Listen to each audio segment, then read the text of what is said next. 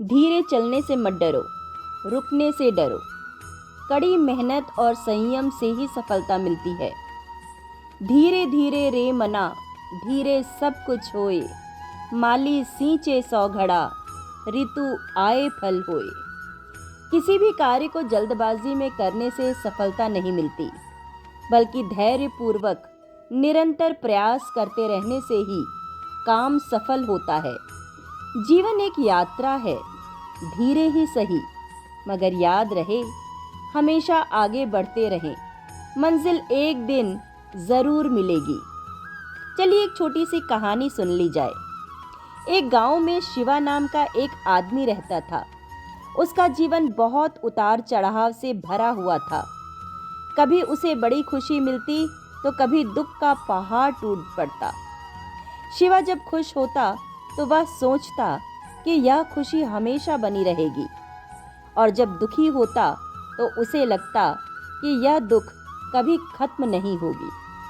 एक दिन वह नदी किनारे बैठा सोच रहा था, तभी गांव के एक वृद्ध महात्मा वहां से गुजरे।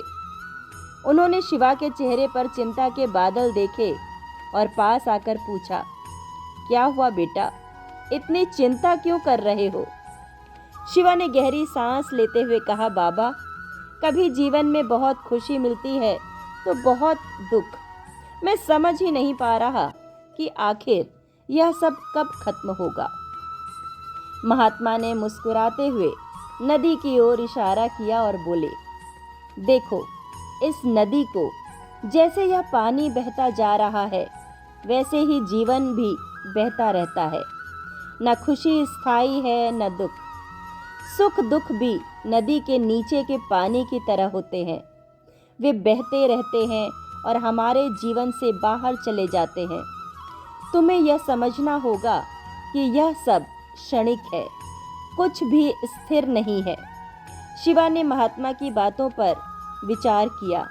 उसने देखा कि जिस तरह नदी का पानी बहता रहता है और कभी ठहरता नहीं, वैसे ही उसके जीवन के सुख दुख भी आते जाते रहते हैं।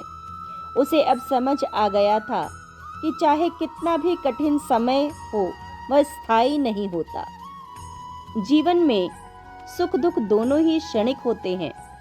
जैसे नदी का पानी कभी ठहरता नहीं, वैसे ही हमारे जीवन में भी कुछ स्थायी नहीं होता।